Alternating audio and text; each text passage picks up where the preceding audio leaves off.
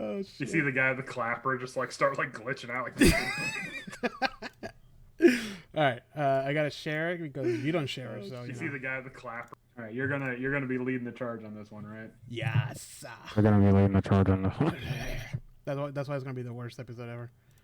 So now. No, apparently, according to our viewers, the Vecna episode is. Whoa! What happened? What happened to your microphone? Nothing. You sound muffled as fuck.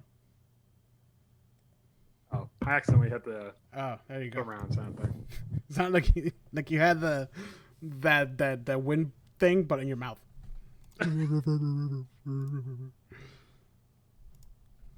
No, statistically speaking, our Vecna episode is the worst episode because that's the only one that we got negative criticism about. So, hey, that guy never got back to me. He a lie. what'd you say? Fight me, bitch. No, I was like, hey, man, like if you have anything that you want to share with us, go ahead. We always looking for new information. Blah blah blah. No. Go on ahead. No, please impart your wisdom. We'll have you on the next episode. Come on, dude. No, and then he replied like, "Oh man, I'm so glad that you read that as constructive criticism and not like me being an asshole." Blah blah blah. You know, and then you know what? I wasn't trying to be an asshole. Well, you did a really good job. It's just some of those people that don't expect to get a response, and when they get a response, they're like, "Oh my god, they're human. I forgot." You know what I'm talking about? He's the only person that's commented on her. No, well, we have other commenters, at least 2 more. At least. You know that's just us, right? Damn it! Shut up! Shut up, Andrew. All right, I'm done sharing. Make sure that my audio is working. It is working. All right, we have 0 viewers. My favorite, as per usual. As per usual. All right.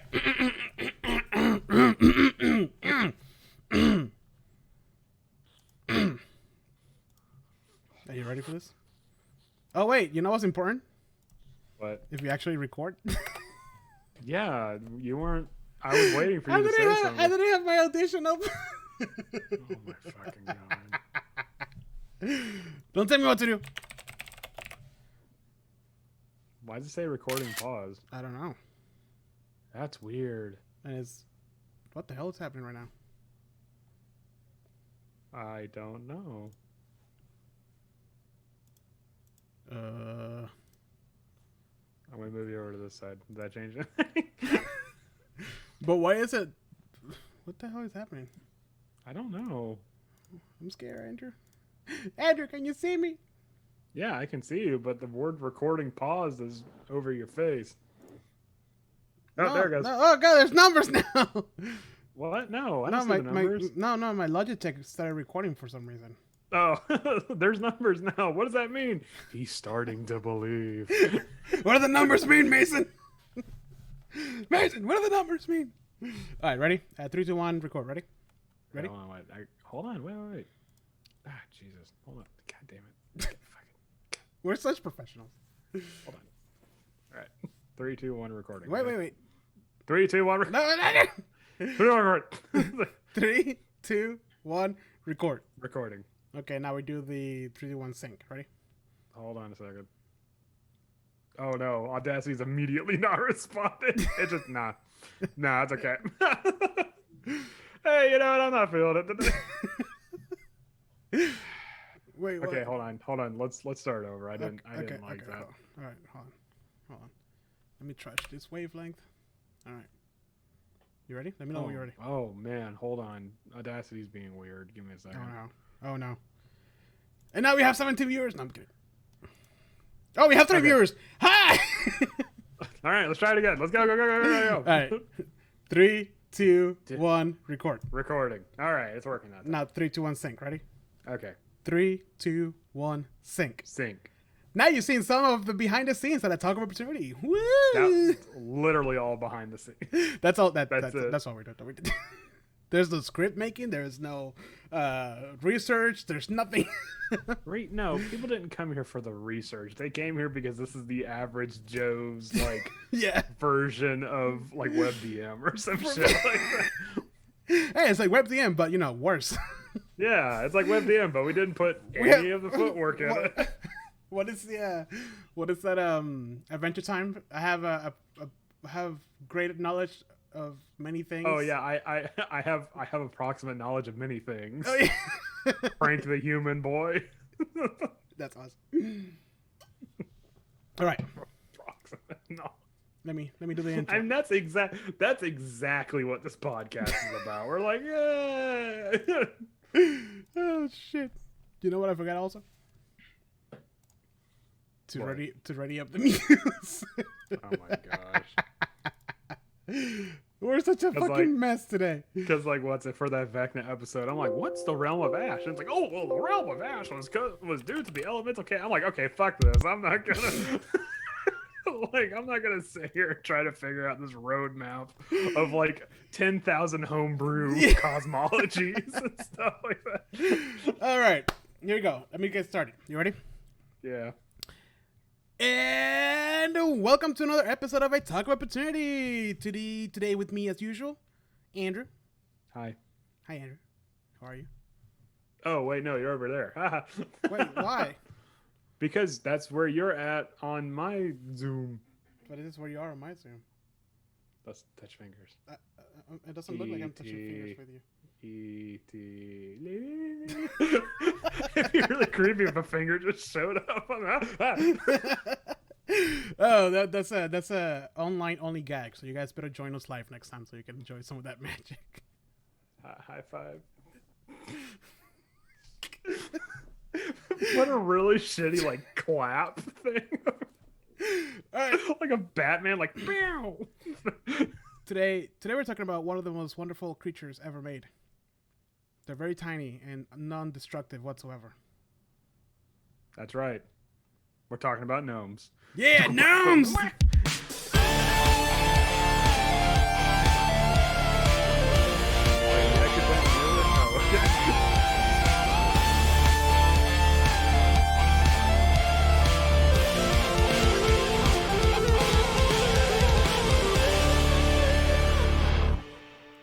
Was No. that the music? Yeah, also the music. Okay. No, we're not talking about gnomes. We're talking about giants.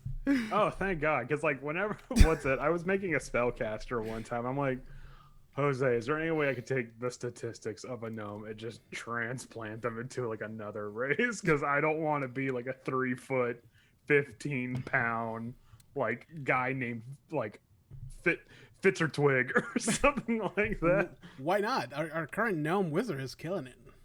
Our current gnome wizard has, like, 50 health points. Hey, he just reached 78, if I'm correct. That's At level literally 12. half my health point. He's almost exactly half my health points this entire time. All right. So today we're talking about giants, and by us I mean me. Yeah, pretty much. I'm actually not gonna say anything. I'm just gonna be here. Because somehow it defaulted to me to talk about giants. So Andrew, how much do you know about giants? How much do you think I know about giants? You're my co-host. You're supposed to talk to me. This isn't a podcast. This is an interrogation now.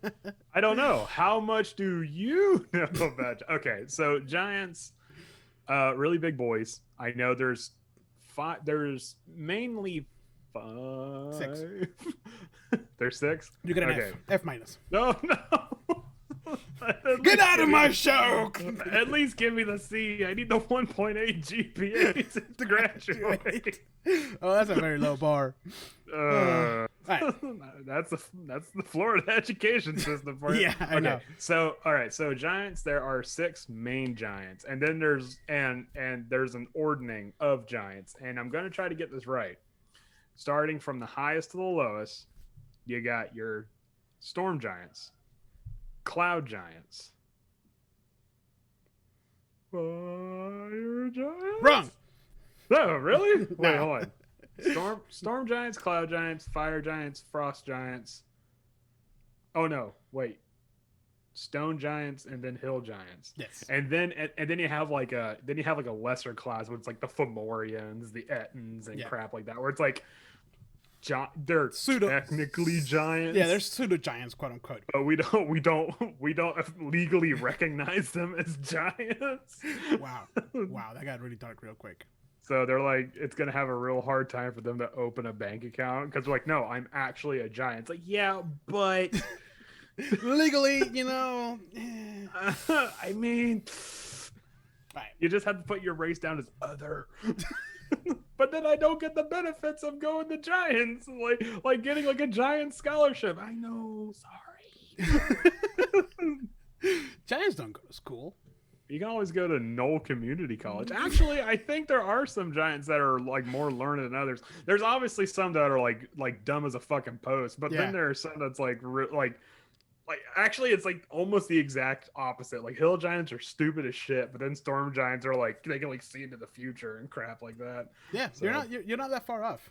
But let me. Not in so many words, but yeah. But yeah, they're fucking idiots. But let me tell you a little bit about the story of giants. Are you ready for this?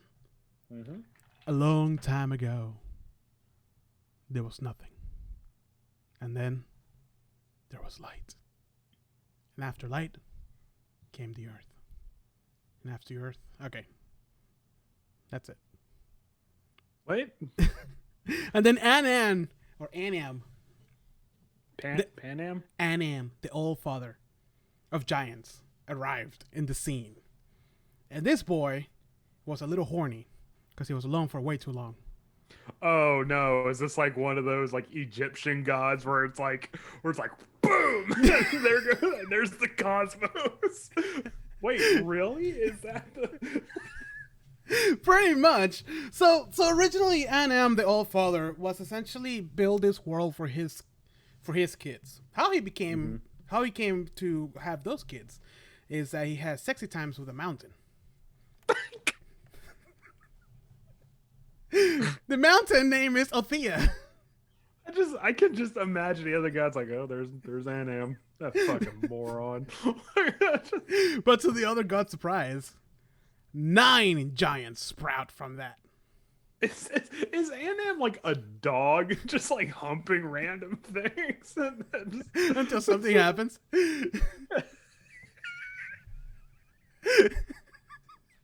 He tried it with the rivers. He tried it with the volcano. Somehow the mountain worked. That didn't work. Well, I need a less spicy volcano. That one gave me crotch rot. Anyways, okay. Where does it say that Othea's a mountain? Hold on. She manifested herself as a mountain. She's not necessarily an actual mountain. Oh, okay. Yeah. Because I'm flipping through Volos. It's not in Volos. Oh, okay. This is like back from 3.5 actually. Well, then that makes sense. Yeah. But yeah, the way that it's described is like, yeah, she manifested herself as a mountain, and then Anam fucked her. Wait. So Othea's like, wait, I got this. I'm just gonna be a big pointy rock. My sensual curves. I'm gonna attract a giant god. Actually, he's not a giant god. He's just a god. He's the All-Father. Oh my god, look at that fucking topography. I can't wait. I can't wait to play with those. Is that Val in your pocket, or are you just happy to see me? Oh, I just thought it was hilarious the fact that they specify that she manifested herself as a mountain to the All-Father Anam. Yeah, because in Volos it's like Anam's mate Othea. Yeah, like, that's it. That's the only. I saw you flipping through the book like, where the fuck does it say it's a mountain? you mountain fuckers. I imagine that's like a slur in like Faerun, like you fucking rock humpers. Okay. Back to the story. All right. From here, 9 giants sprouted. 9. Okay. Not 6. 9. These are as follows. Are you ready? And this goes back to 3.5 too. It's not on Volos. I have another section for Volos itself.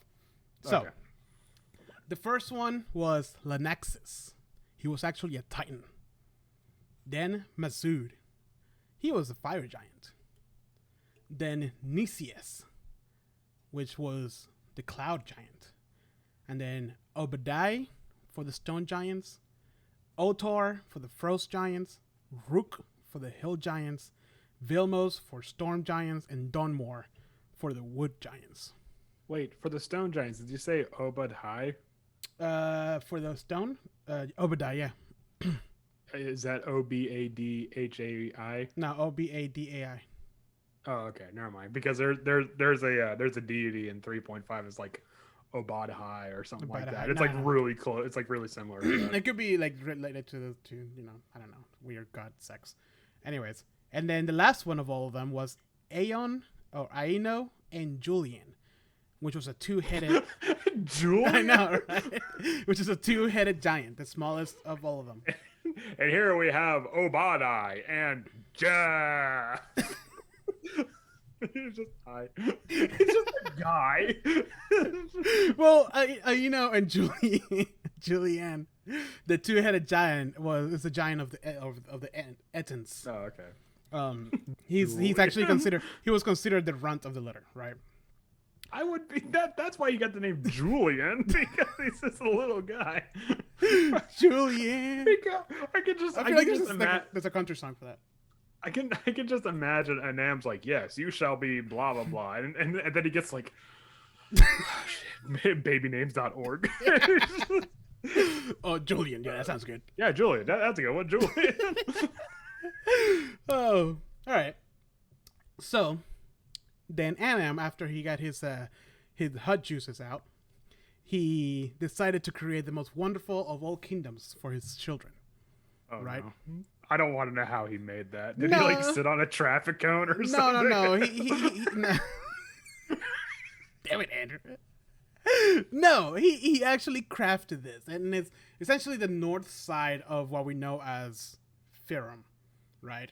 And it's known as, I wrote this down, Ostoria, the wonderful kingdom of giants. Okay.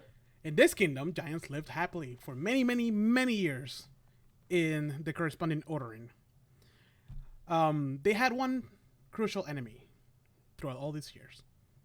Dragons? The dragons. Yeah, it's always giants versus dragons. They'll be like all around or Astoria, and for the most part it was like like bickering or like a fight here and a fight there and so forth, But then a red dragon, of course, got very, very angry at the fact that giants had the most wonderful of all kingdoms of Astoria, I mean. And he started. He riled all the dragons to his side to go to war with the giants. And this war lasted for a mere 1,000 years. No, okay, that's like so like the second Iraq War. Okay, yeah, cool. Yeah. It's still going on, actually. Yeah, forever war. Yeah. Anyway. Man, that would be really cool to have like a one shot where like a spell goes wrong and you're sent back to like the dragon giant war. You're like, what the fuck is going on? Like you're not supposed to participate. You're just supposed to survive. Yeah. Well, I mean, it's cool. Like if they have a spell that can send you back in time, and it sends you way too far back in time. Like in our pop culture, it's just like dinosaurs, blah blah blah. Yeah. But like in Faerun, you'll just go back to an era of massive creatures, these huge giants, and dragons just fighting each other to the death for 1,000 years. Like they fought so much that they destroyed everything, including their kingdom, their forest, everything that was important to them. It was destroyed, and it got to the point that like younger giants sprouted, and they never knew anything better than just war. For them, war was just the thing that they did. Right. Yeah, they were born and bred in the war. Yeah, that's same with the dragons, and the war actually never ended. Out of curiosity, what is the average lifespan of a giant? Is it like a couple hundred years, or is it like normal human years? Or no, it's definitely not human years. From my understanding, I think it's like up to 500 years. Okay. Yeah, we might want to confirm that. I will. Yeah. Anyways, so I can definitely see that being like 2, maybe 3 generations of just bred for war. Right. And the war never actually ended. Like, this war just kept going for ever. The only reason it stopped is because literally each side got tired. Okay, so it goes from the longest living one is actually the stone giant. Surprisingly enough, it can live up to 800 years, and the hill giant is 200. Nice. Yeah. So it's a nice range. Yeah. Yeah. Surprisingly, the stone giant is the longest living one, despite being second to the bottom in the ordning. But Well, I think that may have to do with the fact that they live on the earth and under the earth, and they don't really go out ever. well, we'll get to that. Anyways, so what was I? Oh yeah, the war never ended. It just everybody just got tired and everybody just killed each other. Like they just They just got got pretty much. Imagine a world where there were as many giants as there were humans People? now. Yeah. Jesus. And same with the dragons, as many dragons as humans. You know, this world was populated by this. So is this pretty much the reason why giants and dragons are such a rare sight, because they almost like hunted each other down to extinction? Yep, they pretty much brought each other down to extinction. Like they just not only the fact that they destroyed their own culture, they destroyed themselves to the point that like the war ended because one couldn't find the other to kill each other. You know what I mean? Yeah. Like they just not killed each other off, but they whittled down their forces so much that it's just like there is no war to perpetuate anymore. Right. Like we need to stop fighting so our species as a whole can survive. Right. Exactly. And the Allfather, Anam from heaven, was just kind of like, "Yo, what the fuck?" And his mountain wife. He's a lazy boy watching TV, and then he looks down, and his kids are just destroying the world. and his wife, who's like a giant mountain wearing an apron, is like, "I told you to look after those kids," and he's just like, "Shut up, woman!" He cracks open a huge cask of ale. Very much. Well, actually, again, just one thing that is important to remember about this is that Anam is not. He's not like, "Oh, I was the first giant." No, he's just a god. You know what I mean? He's just a god. Right. And from the mountain came giants. Right. Well, actually, even Othea is also a god. She just happened to manifest like a sexy mountain. This is like weird, like old world lore where it's like if a god like takes the form of a horse, it gives birth to a wolf or some crap like that. Zeus transforming into a goose or whatever the fuck. And that's how the Gorgons were made. All right, on our next episode. Yeah, pretty much. Anyways, so Anam from his heavenly lazy boy looked down upon his kids and saw the destruction of his kingdom that he built lovingly for them. And what does a good father do? He goes, "You little shits! I can't leave you alone for 500 fucking years." He disowned them, all of them. Literally, They're like, "Fuck you, bitches! I'm done. This is why you can't have nice things. I'm going home. I'm gonna get some cigarettes." You know, I didn't have it as good when I was your age. Yeah, he's like, "All right, kids, I'm gonna be right back. I'm just gonna go grab a pack of smokes," and never came back. Yeah, pretty much. That's actually what happened. He just. And then he comes back 3,000 years later, like, "Man, that line ain't no fucking joke." Oh, no, but for real, so he disowned his kids, right? Because of all the destruction and that they essentially. But it wasn't like the giants did it. Like it was a red dragon that kicked it off. So it shouldn't like. I know the mythology is already kind of set in stone, but shouldn't it be like a Nam's like, whoa, hold on. Let me go talk to you, Matt. See if we can work this out, or right, some shit like that. Right. brings the storm giant by his ear. Yeah. I apologize to the nice lady. I'm sorry. Like you mean it. Yeah. I'm sorry. Oh, beautiful. Anyways, while this was happening, another curious thing sort of happened. If you pay attention, one of these giants is not like the other giants. One of them is a runt. One of them is a titan. One of them is a fire, a cloud, stone, frost, a hail giant. And then you have a wood giant. You know, and the whole time Anam was like, "Well, this kid is cool as hell," you know, like blah blah blah, all this stuff. And then one day, he realized that he kind of looked like another god.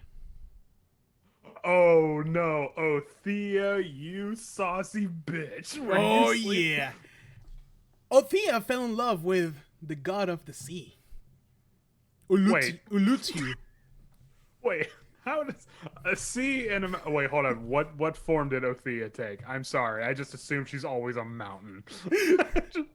She took the form of like what's the name of it better make sense. The opposite of a mountain in the sea. A canyon? No, not a canyon. The big a valley. No, the big opening that's in the sea that's like twice the size of a trench. A trench, yes. Hold on. Wait a fucking minute. No, I'm kidding. I'm making that up. How does a trench and a sea god make wood? What is the fucking chemistry here? Okay, I'm kind of on board with the whole like seaman and mountain made giants, but like, hold the fucking phone. I don't know, but it happened, you know. And Othea was just gonna like grab the kid. It took the form of an acorn out of the sea. And just pushed it with the rest of the giants, you know? And Anam didn't know any better. He was just like, cool, I can make 9 kids at once. and Anam's like, I must have like some wood nymph in me or something like that. Like, I'll have to check my genealogy later. I'll check it out later, whatever. and Anam didn't figure this out until like way later, right?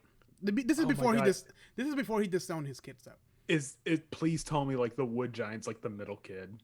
So it's just like, so it's like Othea's like there's like this honeymoon period, and you know, and it's like everything's really passionate, and they have a couple kids, and like Othea like kind of falls out of love. He's like, I don't know about this. Goes sleep with the sea god, and it's like, oh no, I gotta cover this up. Gets back with the Nam, and then to cover it up further, has like 5 more kids. Actually, she did. Like...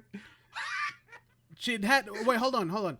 Rewind that a bit, because she had the wood giant Domnor, right? and made it pass as other giants. But then she had a bunch of other kids with the Ulutiu, I mean. But they weren't as big as regular giants, so she couldn't pass them as Anam's kids. So what did she do? Oh my god. She just let them roam free. That's where the Firbolg and like the wood giants and like what's the other one? The smaller giants, the pseudo giants in the realm. Oh, like the Fomorians and stuff like that, kind of and stuff. the Ettins and well, not the ends. Like, and just to clarify, like the Cyclops. And stuff. Right. Yeah, exactly. And just to clarify, and also the ogres and all that stuff. To clarify, because this is 3.5 and it kind of bleeds a little bit into 5th edition. Some of the stuff changes, but I'll get into that in a little bit. There's a lot of stuff that changes in 5th edition. It doesn't talk about any bastard kids or now there is. Or like mountains that sleep around and stuff like that. It's like, I just wanted to bring the spark back in our marriage. It smokes a gigantic cigarette while it's holding onto a little baby giant. Surrounded by a bunch of other giants that are like running around in the pantry and shit. One of them has a dragon. Can I keep it? I'll feed him. Smacking it against. Sweetie, put the dragon down. You don't know where it's been. What a stressful marriage. And meanwhile, Anam's like, keep it down. I'm trying to watch the game. And he's watching the Giants play. Yes, of course he is. Oh, man. Anyways, where was I? Oh, yeah. Cheating gods. So Anam finds out. So actually, cheating gods are pretty par for the course for any sort of mythology, honestly. But go on. So Anam finds out, right? And Anam is like, bro, and kills Ulutiu. Like that. Just like, who's that? Who is this guy? Do you love him? You can't love him anymore. He dead. I ran into your boyfriend. That has like the severed head of the sea. Like waterfalls and shit pouring out. And that's how Schultz came about. Oh, okay, that makes sense. That's why there's so much seawater. Yeah. Oh, anyways. So he kills Ulutiu, right? This is right before he forsakens his kids. He's having a stressful couple of millennia, you know. He's just like, I can't do Oh this fuck. shit. Okay, no wonder he forsook his kids. He fucking murdered a guy. Then he's like, oh my god, I don't even know these kids are mine. That's not explicitly said in the lore, but that's part of my lore now. I mean, I'm just saying, if I was a them and I'm looking at those kids and I'm like, I can't. Which ones? I know the stone giants are mine, but I don't know which ones are actually mine. Where the fuck does the two head comes from? That no. Where the fuck? Two-headed, one-eyed bastards. Oh, damn it, Andrew. Anyways, so he kills Ulutiu. Mm-hmm. And Ulutiu had a special pendant on his neck when he killed him. Right? So Anam just goes down there, it's like, yo, kills him, and walks out. Meanwhile, the camera stays with Ulutiu. And Ulutiu kind of like disintegrates. And his necklace sinks into the bottom of the ocean and starts freezing everything around it. All of it. Very slowly and surely. You know? You have Anam coming out. It's like, oh, motherfucker. He comes out of the water. He steps on some clouds and starts heading to the god realm. And as he's looking back... Gotta wash all this blood off. Even though he just came out of the sea. When he comes out, he starts realizing that the north of Faerun starts freezing over. And this is where the sea of moving ice comes from. Ah, okay. Because everything starts freezing over, including his masterpiece. And Ostaria. The kingdom that he built for his kids.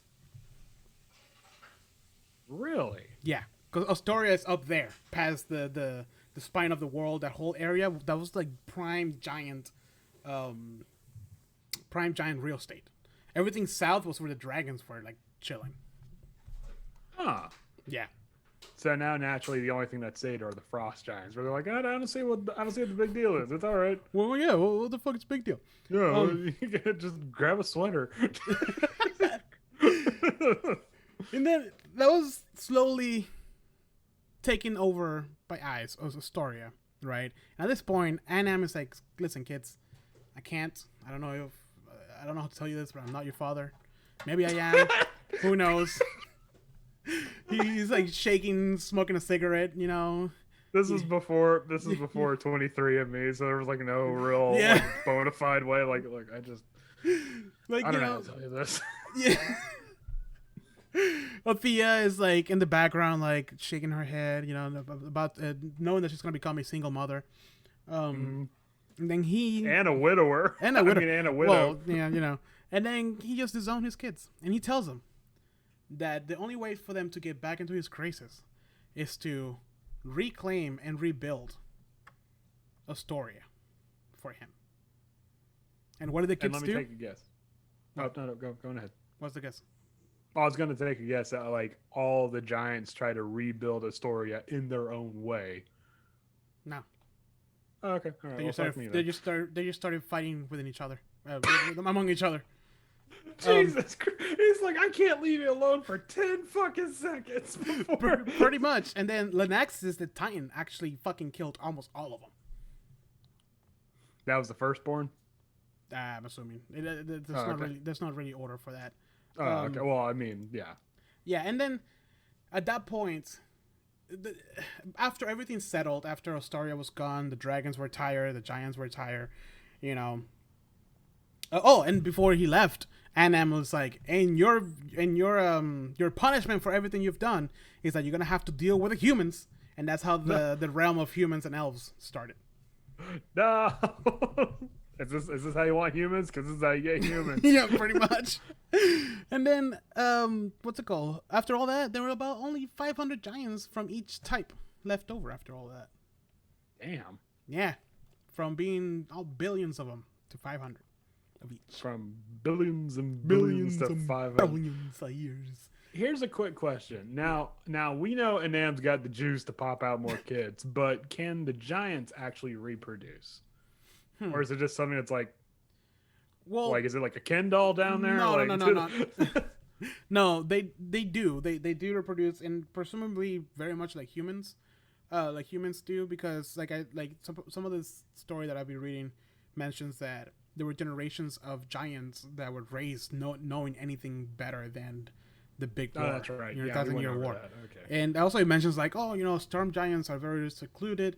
They don't really talk to other ones. Maybe the occasional mating, like that kind of stuff. But like that's like because like there's some giants where it's like hill giants. Okay, yeah, I can see hill giants being like born naturally, but then like storm giants, it's just like, bam, lightning bolt. Ah! Yeah, right. It's just like, you know, or like you know, the stone giants just kind of like sculpt themselves out of like stone and stuff like that. Yeah, exactly. It's like that could be kind of cool. So sort of like a weird golem thing, but it's like, we actually found how to breathe life into these things, or some crap like that, you know? Right.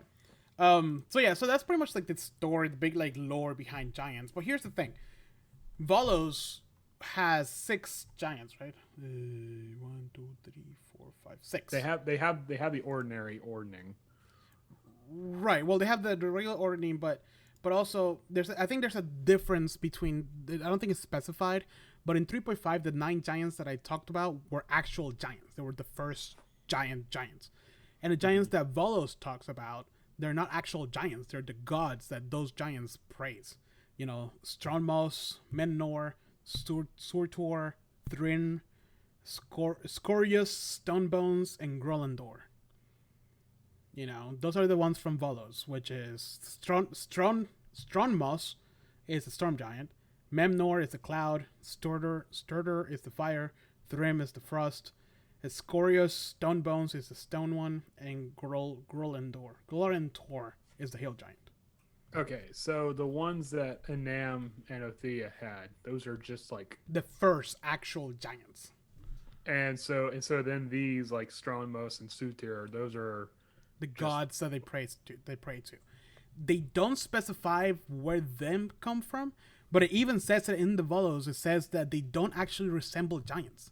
You know, they're represented as giant-like whenever these guys worship them, but they're not actual giants. They don't. Well, I would imagine any deity of stature or any deity probably has like a huge actual presence. Right. So yeah, I imagine any god's going to be a giant, quote unquote. Right. I put down because giants didn't listen to Anam. He punished them with the age of humans and elves. So then now you feel my pain. Now you deal with these little ankle biters. It's like a bunch of adventurers, like just like shopping. Ow! Fuck! Ow! Stop it! Stop. Yeah, how's it feel? How does it feel? And then he gets into his Cadillac. You have a storm giant. It's like, damn it, this little shit's like, oh man, now I'm sounding like my father. Ah man, God, I'm gonna grow up to be just like him. Shit.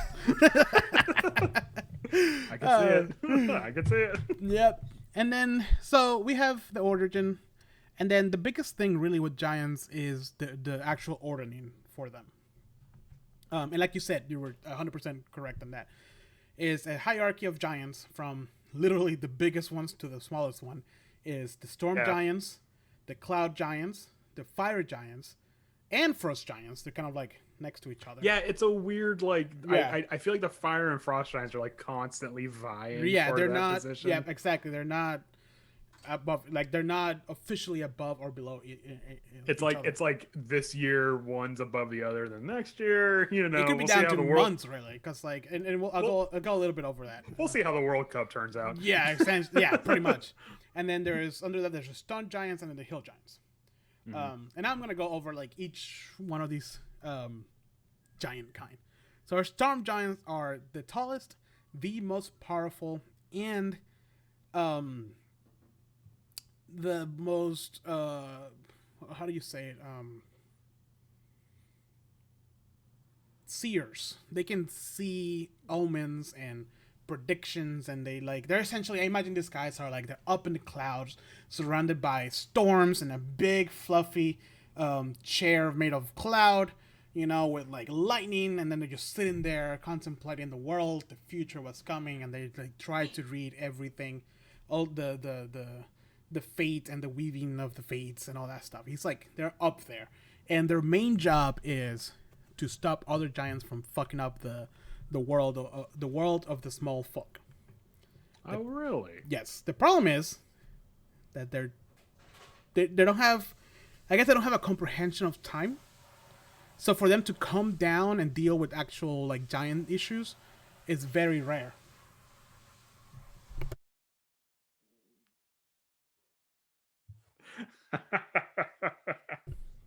Damn. Anyways.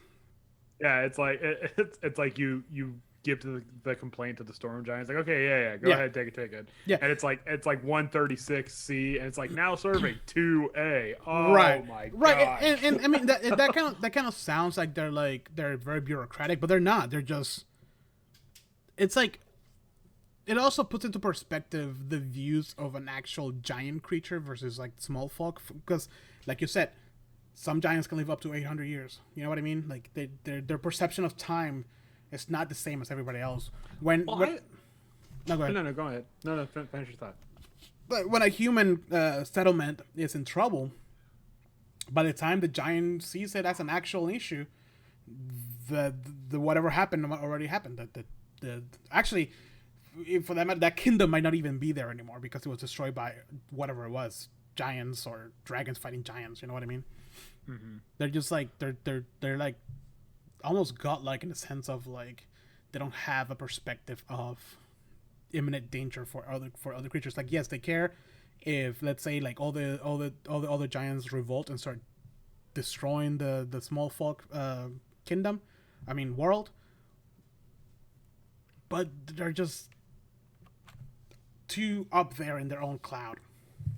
Yeah, they're too high up in the hierarchy to meddle with Right. small folk. It's more. I can probably see it being justified as like, what's a kingdom versus the entirety of the human race, Right. you know, like exactly. Or maybe it's like, yeah, this kingdom's gonna fall, but then, like, after only a couple hundred years of civil war, this really benevolent guy's gonna rise. Hey, it's fine, don't worry. Right. So, Which, I mean, for a human that only lives like 80 years, actually, and in Faerun probably even less than that, they're like, oh my god, my whole world is over. But for a giant, it's like a blink of an eye. actually, I would imagine Faerun has really good health care because it's all magic. That's true. It's just like, boom. Powers. So those are their storm giants. They're the biggest, the baddest, the most stronger. They're badasses. Like, there's like a little chart in the book with like all of the giants, and they are like the tallest of them. I think they're like, what, 30 feet tall or something? Yeah, they're like that? huge. And if you go back to Storm King's Thunder, King Hackathon was the storm giant. Then after that, we have the cloud giants, the right hand of the storm giants. I mean, kind of makes sense. Storm clouds, whatever. Yeah, I think what's really neat is that in the monster manual you have storm giants, which they're a good alignment. I forget exactly which one. I think it's like neutral good. But then you have storm giants where it's like they can be good or they could be chaotic evil. And it's just like, whoa. Yeah. And they're defined as aloof and aristocratic, and for them it's like they're defined by the extravagance, how extravagant they can be, and their everything, really. The way they dress, their towers, flying towers, like whatever they create, it has to be beautiful, extravagant, more than that's kind of how they define each other between their own people. Now, question, because I know not the storm giants, I know the cloud giants are all about like riches and wealth, so naturally the wealthiest among them is going to be the leaders. But how do the storm giants pick out their leaders? Is it just like the one is like the most omniscient or something like that? Yeah, the one that can the most. Or is it just like, hey, he's had 3 visions in the past 2 hours? Kind of one. Kind of like that. Like, it's just about like how much they can perceive into the future. Oh, okay. So it's not like someone's like, oh god, I'm having a vision, but it's more like they have to it's like a muscle they have to work. Right, but even like for them, that I get a sense that they don't really care about like, oh, I'm the biggest of the storm cloud giants or the storm giants. Like the book says that they are very. They live in solitary, and they rarely talk to other storm giants. Stormclouds. The storm clouds, yeah. Storm giants, very rarely to like confirm an omen. It's like, oh, there's an omen. Do you get the same thing? Let's compare notes. You know what I mean? I would imagine being like the leader of the storm giants, probably something that's like, the weight of your responsibility. Yeah. Like it's going to be like what's the term that's in Dune? Paul Atreides in Dune. He's like the Hizdar Haderach or something like that, and it's just like, damn, bro, you put me on the spot. Yeah, or like the Muad'Dib, and it's just like what the responsibilities of this job are going in. It's not going to be a happy job, but you're the only one that can shoulder it. Right. So... pretty much like that. Also, just because they're the biggest too, so if you're the biggest storm giant, you're probably the one that people look up to.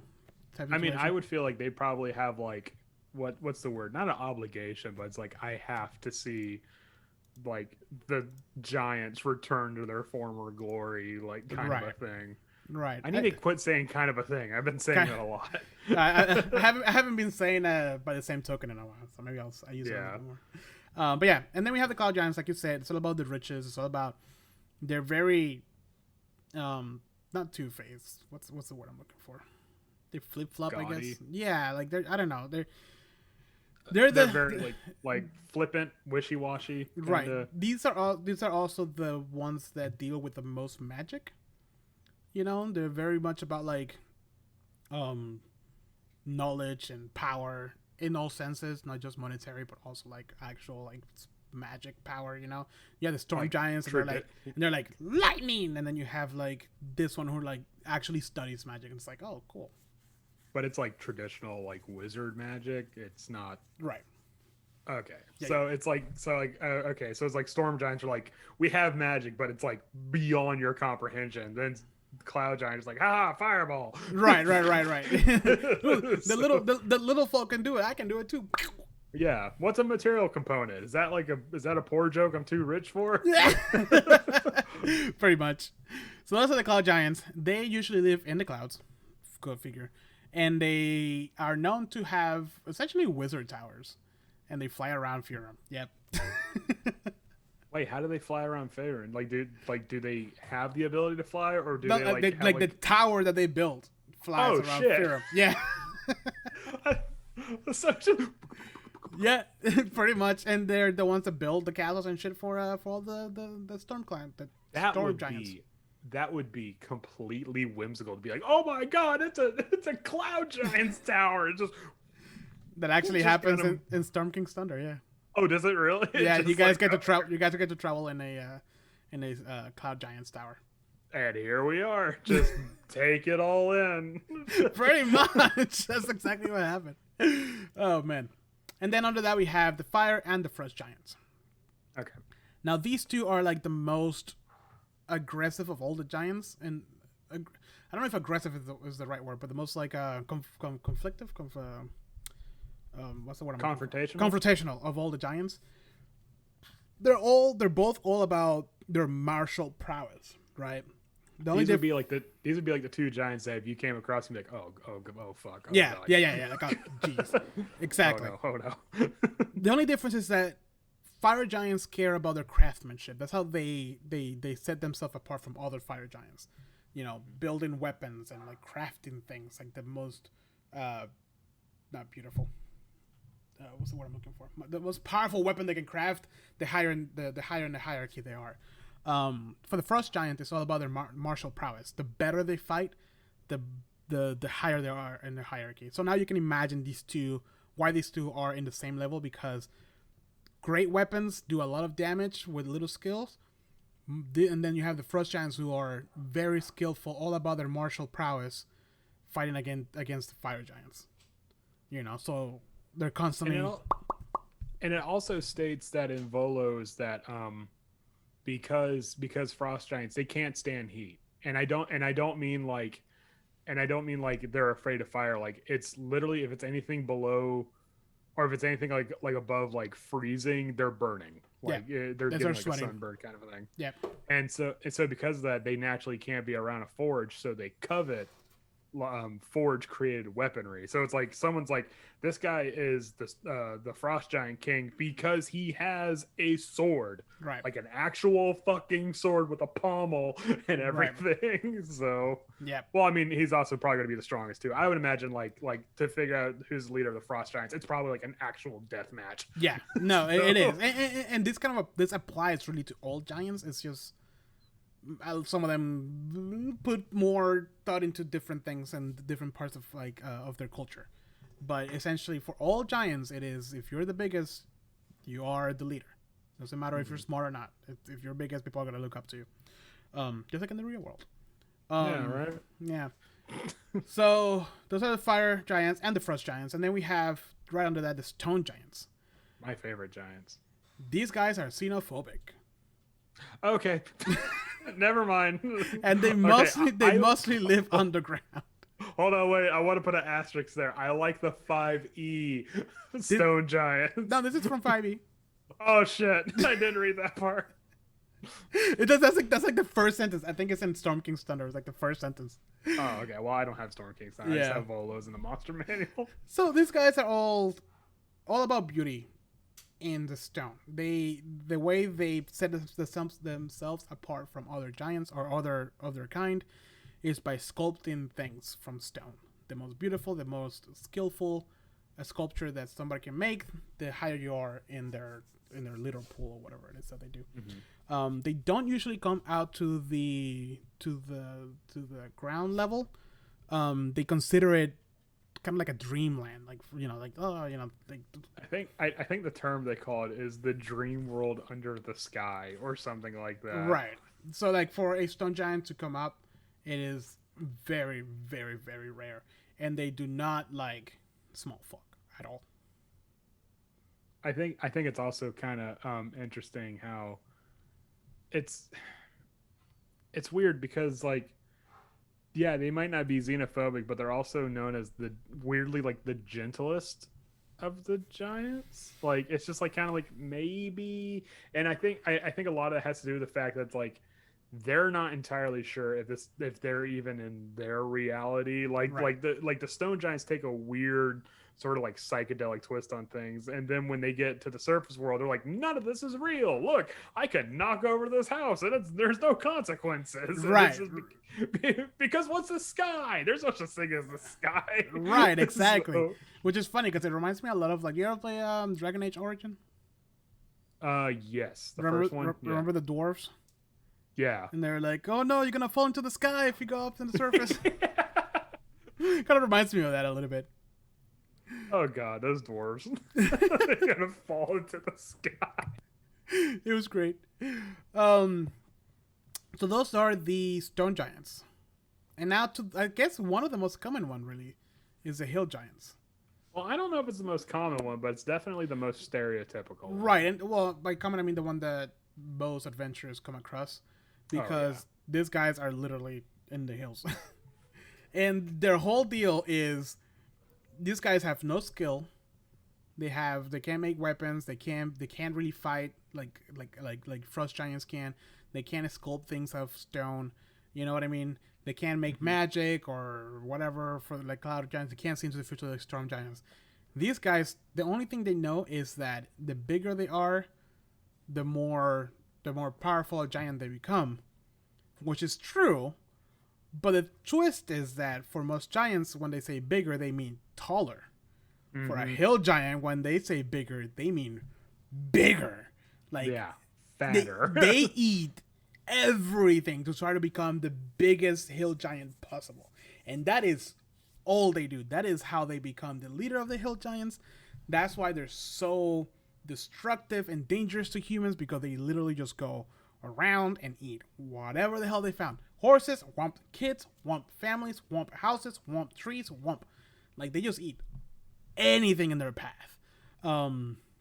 They also, if I remember correctly, they also use a lot of ogres to do their bidding as well. So these guys are essentially the brutes, and they're obviously the most simplistic of. They have the smallest entry in Volos, where it's just like they like to eat a lot. Okay. Yep. But this would also, I mean, they're also obviously the perfect giant to start off on because it's the most stereotypical one. Yep. Like it just be like, oh my god, we thought it was an earthquake, and all of a sudden our prize cow went missing, or Yep. some crap like that. So, Yep. and then you follow like these gigantic footsteps that are like big enough for you to sleep in. Yeah. Yeah. So here's the okay, so we talked about the giants. You guys kind of have an idea of how they operate, what their thoughts are, how their culture kind of works. We talked about their past, their history, how they came to be, how their mortal enemies are the dragons, how these guys are just like big and powerful. But here's the issue I have, Andrew. For the most part, when you bring a giant onto a fight in D&D 5e, they just become a bag of hit points that do one attack, and maybe it hits, maybe it doesn't hit.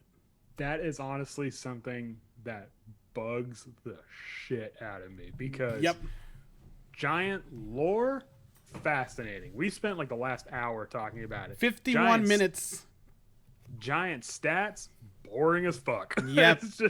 it's just big old bag of hit points with occasional, like, how do you want your blunt damage? Do you want it here in the face, or do you want it ranged? I can do both. So and it's very disappointing because like I think we kind of touched this on like wish list of books that we want, like when we talked about like they have to like do like a monsters guide part 2 and like really like revamp certain monsters, and I believe that giants is one of them because man, their culture is so amazing.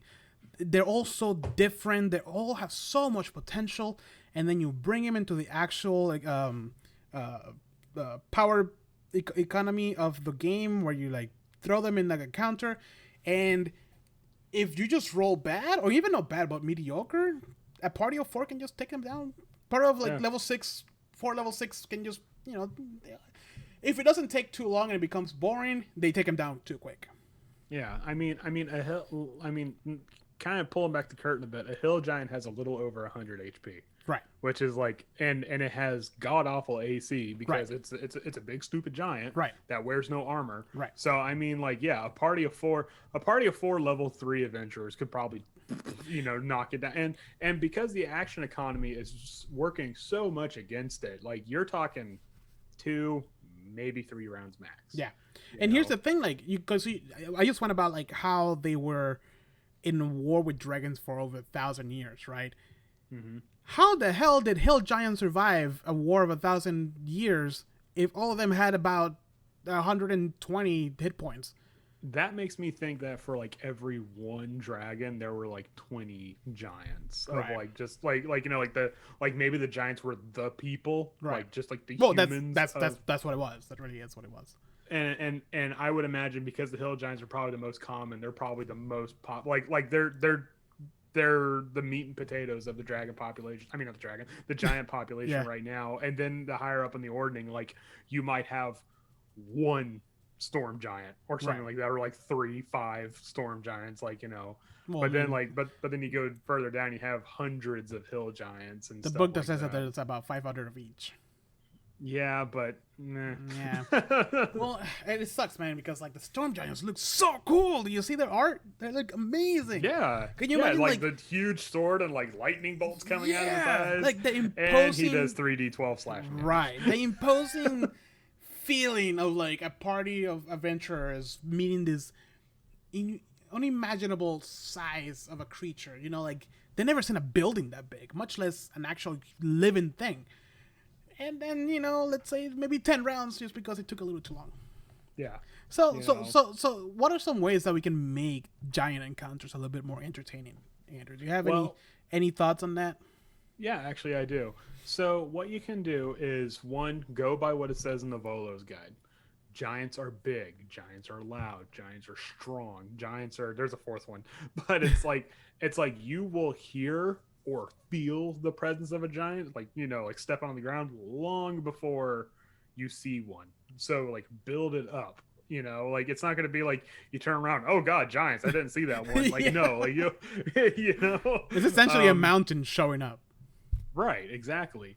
And if you're going to if you're gonna have a giant be like the boss of like whatever story arc you're having, like let's go back to that hill giant thing. Like, okay, the hill giant is the big bad evil guy of this session. Give that hill giant legendary actions, Yeah. because that's what all proper villains have to break up that action economy. It doesn't have to be anything broken, but it's just nope, they get an extra attack, or they get like they're able to move or something like that, or maybe they can like do like a grapple like in between other people's turns kind Holy of crap. a thing. Like you Hill really Giants have to. 105 hit points. Yeah, that's what I'm saying. Like just a little over. Well, I didn't want to give an exact number, but they have just in case anyone in our group's like, okay, we did 78 points of damage to but yeah, no, it's and I would definitely like for example, they also the hill giants like to use ogres and stuff like that. Throw them into the mix. Like and don't be afraid to build on top of the stats. Like Yeah. the one thing I've really come to learn, especially when prepping for like another adventure, is that the material they give you is not the Bible. It's more like something for you to build on. Yeah. And like add your own stuff. So then and if you have that one player, it's like, well, the Hill Giant's not supposed to have a legendary action. Well, mine does, because he's a follower of Grelontor or something like that. And so and like I said, there's nothing more disappointing than building up a villain and like, oh, he's the terror of this town, and we took him out in 3 turns. Right. Like look at the Storm Giant, and I'm gonna pull the current back really, really far here. But like, it has an armor class of 16. Yeah. How does the Storm Giant have an armor class of 16? I don't know, and I would honestly pump that up, because there's no way a challenge rating monster that high can only have an armor class that low. Right. Like, it even explains that in Volos, when giants go into battle, even the most simple giants know they need to armor up like their legs and their knees and stuff, because that's where people go for. So then you have to like attack on Titan it and go for like the spinal cord kind of a deal. Right, which I mean, that would be even cooler. Like treat it like, what's the name of that game? Shadow of the Colossus. Treat it like Shadow of the Colossus. Like, can you imagine how cool it would be like if you had to like do certain checks to like try to get to like advantage points, to like try to like get the weak points of a giant, because you can't hit a 23 on his foot. Okay. But so behind his knee is like a 16, like. Did you freeze? No! I lost Andrew. Andrew. Froze me. There you go. Uh-oh. You froze. Whoa, that was weird. Yeah, you froze for me. Oh, you froze for me. Okay, we're back. Anyways, so like I was saying. Are you freeze again? Yeah, hold on. I'd say my internet connection's unstable, which is weird because I have full. Anyways, but no. Okay, so right away, what I can imagine is the storm giant is, for whatever reason, you're fighting a storm giant. Like lore wise, I don't see that working, but hey, whatever.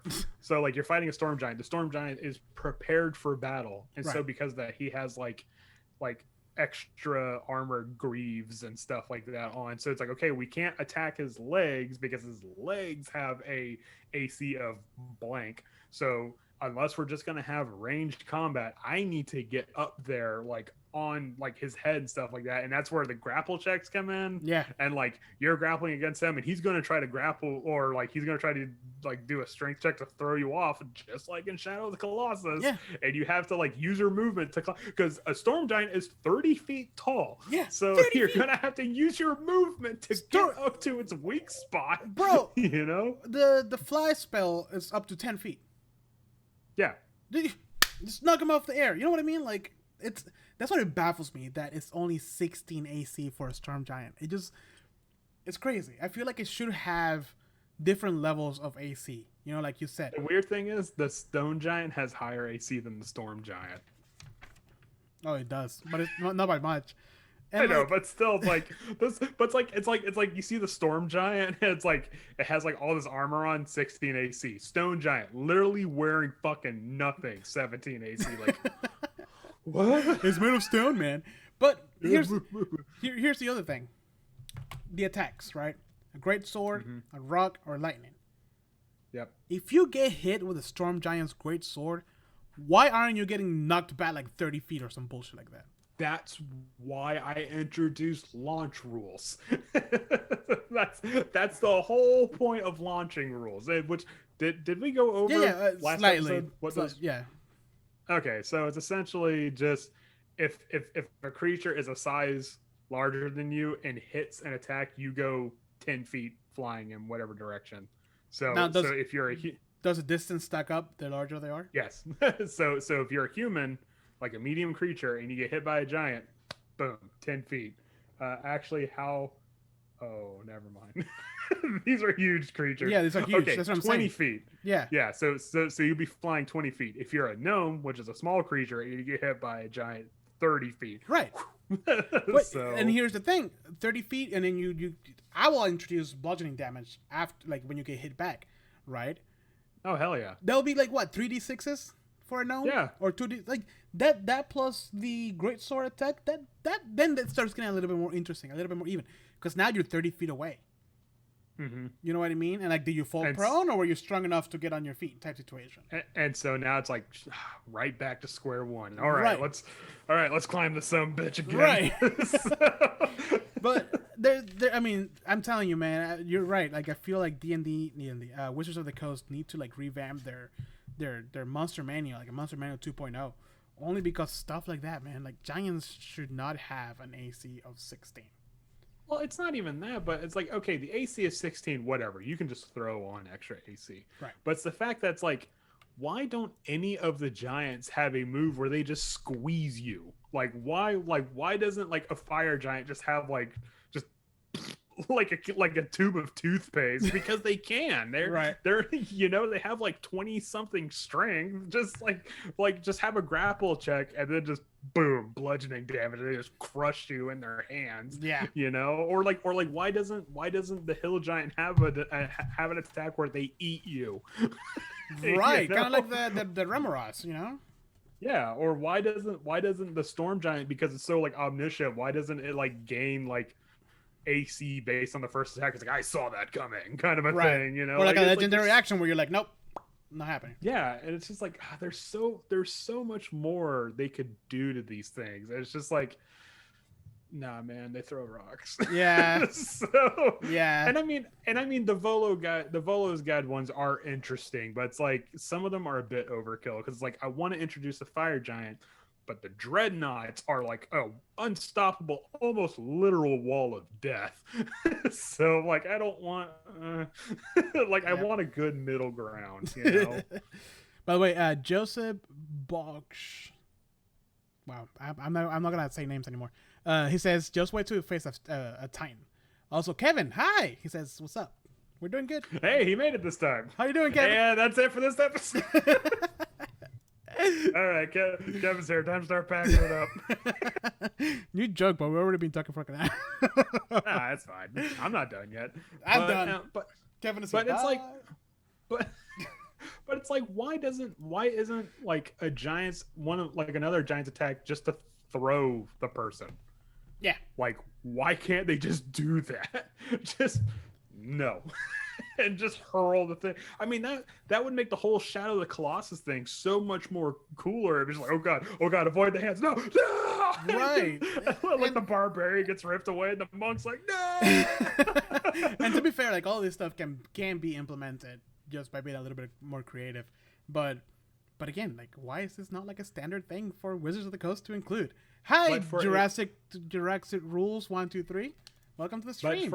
But for a brand new, fresh DM, a giant is one of those monsters that's like, oh man, this is gonna be so cool, and then it's like, on execution, it's legitimately a looks good on paper kind of thing, Well, even then, it doesn't look that good on paper. Like, it's just for you to really, if you're not going to change anything regarding the statistics of giants or something like that, you really have to get as much juice out of the lore that you can. And if your players aren't invested in world building or anything like that, then a lot of it's just going to fall flat. Yeah, which is what happened to me when I ran Storm King's Thunder. This was my first campaign, Mhm. and they didn't. I mean, they fell in love with one of the giants that was kind of friendly, but a lot of the like the big moments, it was like, oh, okay, it was just a bunch of hit points, like that we need to Yeah. take away, And that would be something where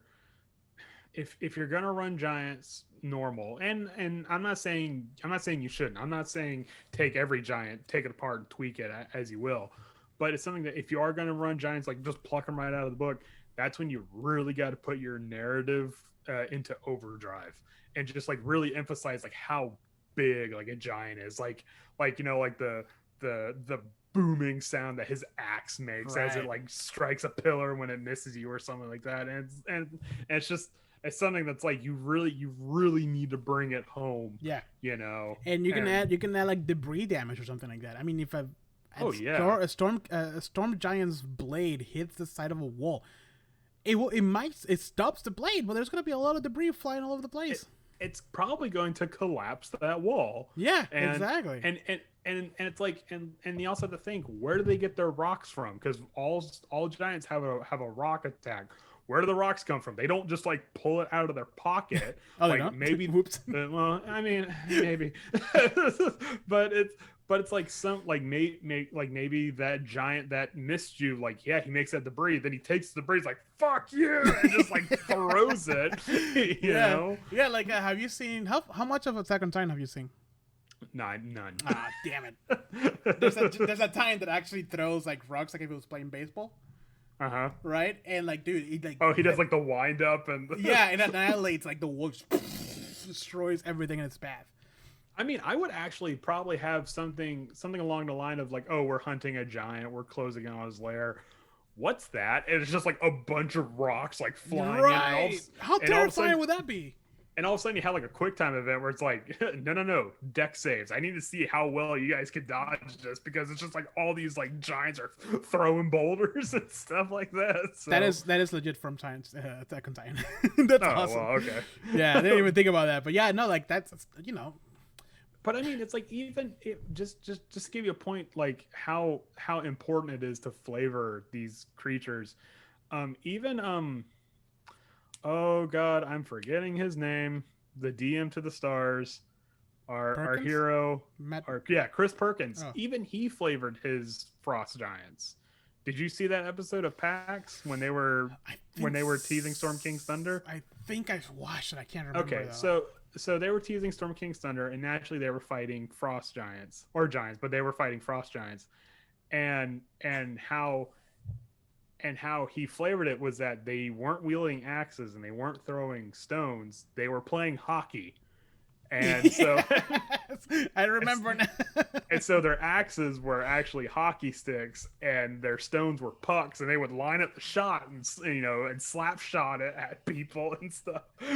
Yes. So, Yes. it's just and honestly, he probably changed no statistic whatsoever, Right. but it made it that much more memorable Yeah. to know that there's a giant hockey team somewhere. just, Yeah, it's funny because I was reading the beginning of Storm King's Thunder again, and I was like, man, I want to run this again. Now that I have like all this knowledge and experience, I want to run it.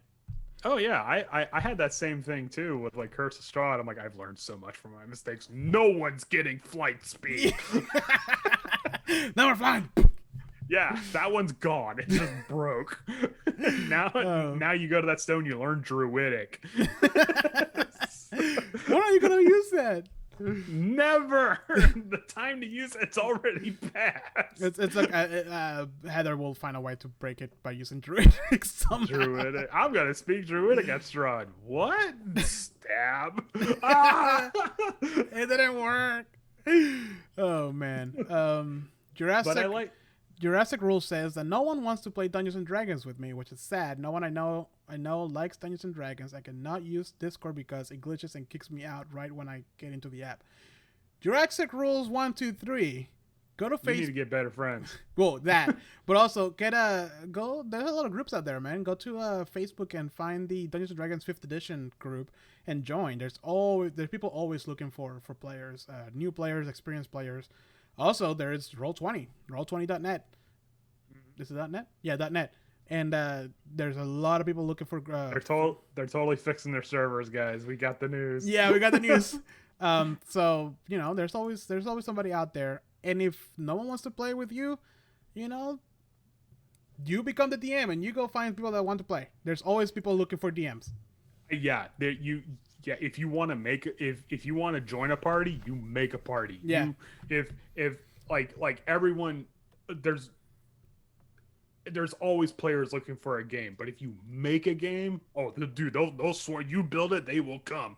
Yeah. So yeah, there's a lot more people looking for DMs than DMs. Like if you're gonna Roll20 and make a game public, you're gonna get like hundreds of players trying to join in.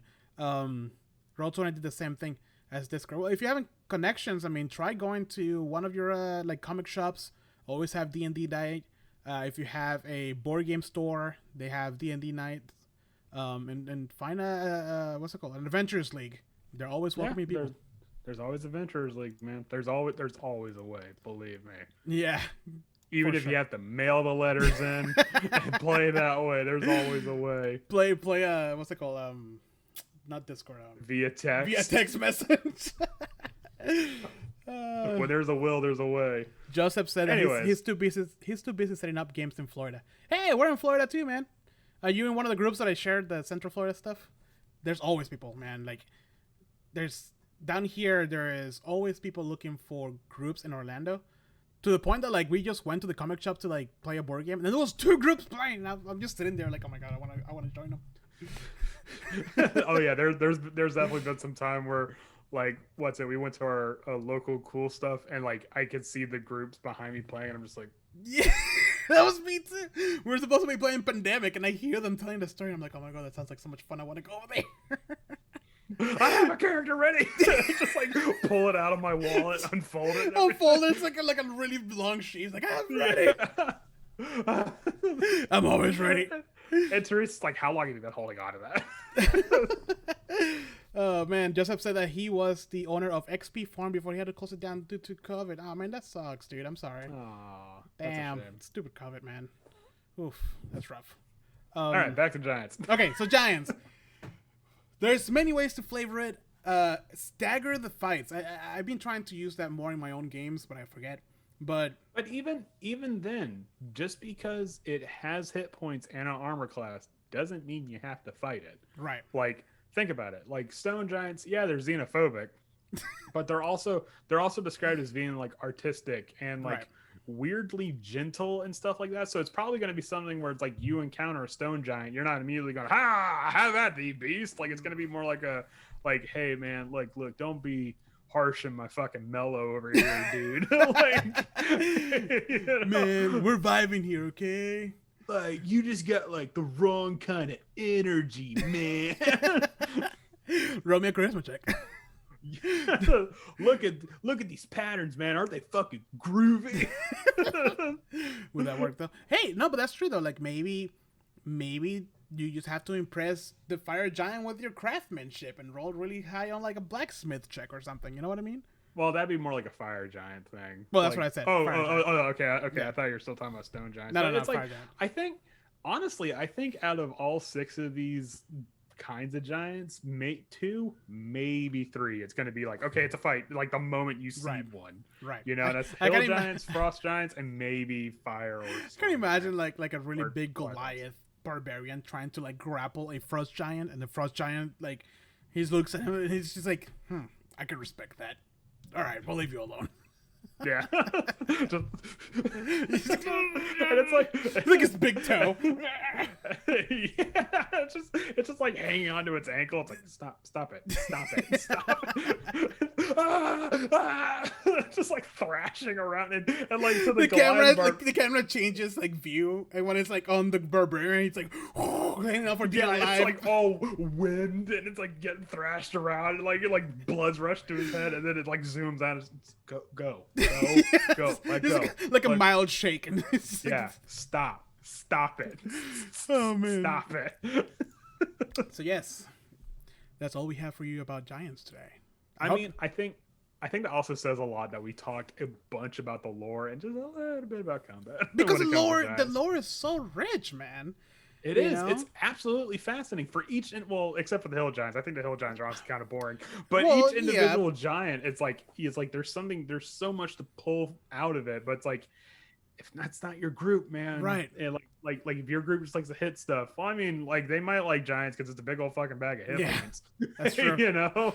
Yeah. No, but I mean, there's ways to make it better, and we do need a Monster Manual Part 2 with like Giants got done dirty. Yeah. 5e, man. I mean, I'd actually have to look to see how they were in 3.5, but it's like I was like, oh man, Giants. And I was like, really? They all just have like a melee and a ranged attack, and that's. I mean, you know, besides like is that how it was for 3.5 too? I don't know. I have to go and check. It might be like a rose-colored glass situation where everything was like, whoa, it's so cool because it's my first time, you know. Like, so It could be. Totally could be. Oh man. yeah, it could be like a look at 3.5 club and rock. Oh no! For Everything all was a lie. No! Oh man. So giants, they're big boys. They're thick. Giants, get theatrical with it. Build them up, and Yeah. then add shit to throw your players off. And just make them 23 AC the whole way. All of them. All of There's them. no Even reason. the hill giant. Especially the hill giants. Their belly reflects all the hits. Yeah. Oh. Just an arrow just That's exactly what I imagined too. Oh, all right, Andrew. What are we gonna? Session highlights. Oh my god, this session. Do you have session highlights? Yeah, when we had to climb through the anus. You described it as the anus, and I'm like, I'm not touching that. I'm not. I forgot about that. Do you want to describe it for our listeners? Okay, so we're in the bleeding citadel, which is like being kind of like it's trapped in something.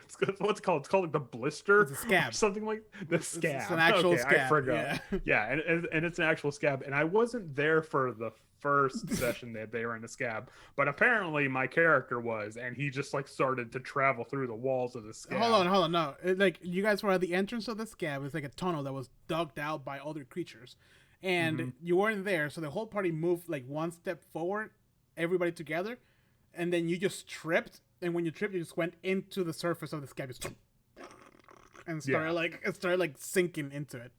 That's And how we. then That's how we explain your disappearance. Literally just he's not here. and then so the start of the second session inside the scab, I get rebirthed out of the scab. I love and the it's fact so funny. I And it's so funny because you just describe it as a bulge. Like that's it. No nothing, no distinguishing features. Like this bulge just shows up in the roof, and everyone's like, I'm not touching that. Yeah. And it just starts to walk away. So you have to quickly be like, oh, and then Carpog like slips out of the thing. And I knew the moment you said a bulge shows up, like that's me, ain't it? Nobody was like, I'm gonna poke it, I'm gonna like cut it open, nothing. No, that's just like, this ain't my fucking fight. And the whole Just time walk away. I describe you like you're just covering like blood and like dried up scab and all this guts, and you just get out of of the wall. Like that Ace Ventura scene where he's coming out of the rhino. Yep. The whole time you were just like covering all this shit.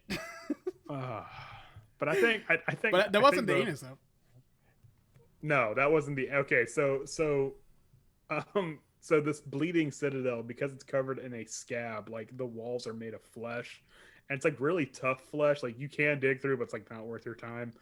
And apparently, the only way to go, because like there was like dead ends where I showed up, the only way to go was through this hole in the roof that for whatever reason he had, Jose described as an anus. Like a puckered anus. It's just like you had like 50 different things you could have called it, but no, we're going into the butthole, I guess. Before that session, you told me, hey man, I'm gonna come out with it, okay? I'm gonna just say it. You know, when I heard that we were going into Avernus, I was expecting to see like, you know, hell type of stuff, you know, all this like Okay, death. hold on. Let me clarify.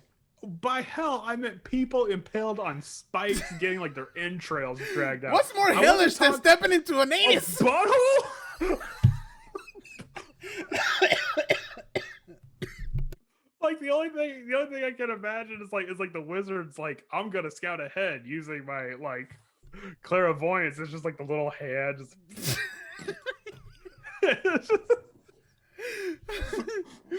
I don't know why I called it. So we climb through the anus. You climb through the anus. Oh, glorious. No, that was it. That was my session highlight. I am so proud that was the session. Was just that one particular part was just the anus, and there's like this weird silence. Like, all right, we're never gonna talk about that again. We're never gonna reference. Everybody went through the anus. That's just right on through, man. Well, and then there was also the part where we tricked some demons that we worked for Papa Lock. What? I'm sorry. And that we tricked some demons that we worked for Papa Lock. And someone's like, I got the door, guys, and all the demons like by the radiant damage that came out from it. Kevin says that all he's gonna be thinking about is the anus when he runs his game. You're welcome, Kevin. I'm so glad I'm so glad you can pull something out of my experience. You gotta pull something out, all right? you gotta build it up, man. You gotta I can't fucking say it. Oh, but yeah, the part with the I love that you guys managed to trick the freaking demon to stepping away, really. Because I was like, it was like, no way, but you guys roll a crit. And you know, like when skill checks are not a crit doesn't necessarily mean success. But when the crit made it at 25, I was like, oh, okay. Yeah. You know, like my DC was 23 in my head, and like 25, like, oh, okay, whatever. Okay. So you managed to this is like a demon. You managed to convince him to step away, so you guys can like sneak into the citadel. And you open the door, and it's just this like atomic blast of light. And all you hear is the demon in the background, like, oh my! Oh, it's beautiful. Just the whole us, it was like, let's clear it out. Yeah, if like for us, it was like this beautiful radiant light, and like we look back, it washes you and it cleans you, and like we're all clean, like no more viscera and guts, and we look back and there's like demon outlines on the wall and shit like that. Yeah, pretty much. Oh man, yeah. The Blooded Citadel has been an interesting 2 sessions, really. Oh, I mean, I guess I wasn't there for one of them. I mean, I was there in spirit, I suppose. And like you even described it, like I could see what the players were doing in the Bleeding Citadel, but I couldn't help. Yeah. So like this was my personal hell. Like I wanted to fight. You were able to hear. Oh, that's right. Because so my session highlight for that was that before all this, before the anus and all that, the group was searching the area. The group was searching the area. And they come across a room filled with a bunch of demons. I can't remember the precise demon. And what happens is that the wizard's like, nope. And then like he cast a, what's it called? Prism wall? Whatever the hell? Prismatic wall? Prismatic wall. He casts prismatic wall and traps them in there. And they're like, nope, we're not going to deal with that. And then they step away and they keep going down the path. And then they enter another room with those big gorilla demon monsters. I forgot the names of them. Man, I'm really bad with names. And they start getting their shit handed to them. And they start like, you know, like the fighter almost dies. And then the wizard is like, all right, I'm going to cast this spell. And I didn't notice at first. But then Howard was like, oh, isn't Prismatic Wall a concentration spell? And bless Howard for being such an honest player. Because honest players, man. I completely forget. So I looked it up, and yes, it's a concentration spell. He not only took damage, but he cast a bunch of other spells in between. And just so you guys understand, this is just a tunnel. And then in one end was the room with the big giant demon gorillas. and then behind it was where they came from. And oh my god, it was the most beautiful pincer maneuver from both sides towards the party, and it was just glorious because for once, actually, it wasn't even me. A player remember, and a spell that because I usually forget about that kind of stuff, and I was like, oh, the prismatic walk is gone, and now like 5 demons are coming from one end and 3 massive demon gorillas from the other end. You guys are fucked. And for once, it's like, actions have consequences. Right. Just because you left the room doesn't mean combat's over for them. Because here's the thing: my original thought was that because they can dig through this gap, and they weren't gonna dig out through the wall or whatever, and go and do the same thing that happened later on, the pincer maneuver. They were gonna go down into where the anus was. And once they got there, they were gonna like drop on them. That was my original thought, but it was even better that it was like they got like pincered into this one like essentially hallway. It was beautiful. And I missed it. Well, I didn't miss it. I was your character hurt the wall. Your character hurt everything, including Orin going, was that a concentration spell? Oh Jesus! Oh shit! Okay, wait a minute. I lost my train of thought there. Oh, you mean your concentration? So that's okay. I'm pretty sure Varric was there to clean up the mess. So he almost went down, dude. It was bad. Really? Yeah. Crud is the one that brought it back up. Because Varric had like 20 kills under his belt. Oh my god, session. that's right. Oh Jesus, that was brutal. He killed. Which, by the way, not to call you out, but you kind of misread haste there. Did I? Yeah, he doesn't get an extra 3 attacks. He only gets 1 extra attack. Oh, I thought it was an action. Didn't we all agree that it was the action? It's the attack action, yes. Oh, but okay. You only get 1 melee attack out of it. So he gets his 3 attacks. I know, and no, he gets an no. extra 1. Okay. I'm just making a mental note so I can remember. And the whole reason why we agreed it was a separate action was because it was something that had to do. I think it was like his fighting spirit or some.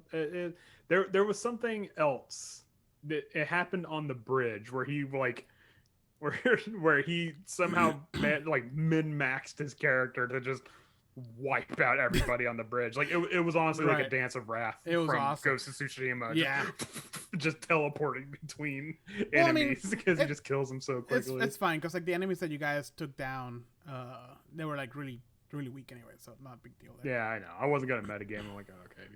No, they're not. They weren't supposed to be like a challenge. Oh, they weren't. Yeah. I like how you blindly stepped on one as you fell. And then managed to get a crit while blindly attacking it. Because so Andrew has his character and he doesn't have dark vision. So he's like trying to get to what Varric is. He's fighting this other creature, and the Varric isn't fighting these creatures. He's spiraling down with his sword and just slicing these guys up in a tornado of steel. Yeah, it was pretty brutal.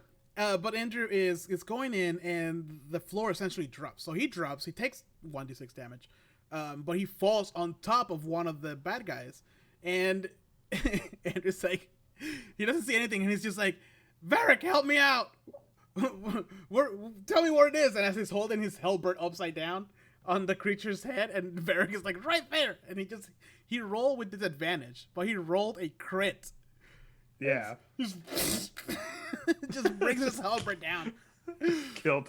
I mean, even if it was disadvantage, it was something like a 26 and a 31. The 31 was a crit, so I was like, even if it was disadvantage, I still hit the guy. Right. It was fucking brutal. But yeah, that was session highlights. Do you have any news for today? No, I don't have any news actually. Surprisingly enough, no news from Wizards of the Coast or anything like that. Well, there's that Roll20 thing that they posted about. I know. Service finally. They're like, okay, all right, stop your complaining. We hear you. Okay, look. We apologize. We will be working on our maintenance. We're sorry you guys got offended about the server maintenance or lack thereof. No, actually, when I heard that, I was like, oh, thank God. Like they actually, dude. like well, the past 3 sessions were really bad. Yeah, they were. It was always the past 3 sessions that I played was just open up Roll20, open up Discord because we're gonna be going to Discord. Yeah. So Yep. yeah, and make sure nothing else is open. I need as much RAM as I can get. Yeah. So... Oh. But I think that's everything for our episode. I think it was a good episode. Yeah, maybe. I don't know. Yeah, We'll see. We'll see find what out. people say about it. Leave us a comment. Leave us a 5-star review, even if the comment is bad. Just make sure to rank us really high. Yeah, I mean, you can trash talk us all you want, but give us those 5 stars. So Thank you everybody who joined us. Let me see. Only 3 viewers. I'm happy with those 3 viewers. Thank you for joining us. I hope you had a good time. I hope you learned something. Remember, giants can be a very boring creature to put in a encounter, but it could be an amazing experience if you give it justice. I mean, it really just boils down to anything in D&D. It all comes down to your DM. But especially giants, damn it. Yeah, giants are definitely gonna give you a run for your money if you really want to make them like the Skyrim giants, where they hit you so hard you bounce into the stratosphere. Yeah. But yeah, thank you guys for joining us. I hope you guys had a good time. Have a wonderful rest of your week. I hope you all have many D&D games, including you. The colors are so intense. Jurassic Rules 1, 2, 3. I hope you find a group. Kevin says, enjoy your day, guys. Thank you for the insight. Wow, somebody thanked us for our quote-unquote insight. It's 8 o'clock. Too late to enjoy my day. It's already been ruined. I'll enjoy my day tomorrow. You can't tell me what to do. Thank you, Kevin, for joining us. Always, he's always here. Yeah. Even on the days that we try to like record without him, like let's try to see if we can record without him. He's always damn it. The pressure's on. But for all of you guys that don't know, we have a live streaming going on Wednesdays on Twitch and Facebook. So make sure to subscribe and hit that little notification bell so you can get notice when we go live. And you can come and criticize my DMing because that's what people do. Because he doesn't get enough of that from the group. It's true. All right, guys, and with that, you always ask me after the game, so how was it? I'm like, well, trash. If you really want to know. No, but I always appreciate the feedback, though. All right, for the fifth time, thank you guys, and I hope you all have a wonderful rest of your week. So, stay safe out there. Put a mask on. Don't wash your face. Touch your face. I mean, don't touch your face. Wash your hands. Sign up for the COVID vaccine. See where they got it. Yeah. So you can get a notification if you're 18 and over now, and be like, "Yeah, I can get a vaccine." So you can get microchipped and get 5G network. Fuck yeah, 5G. That's what I'm talking about. Hell yeah, dude.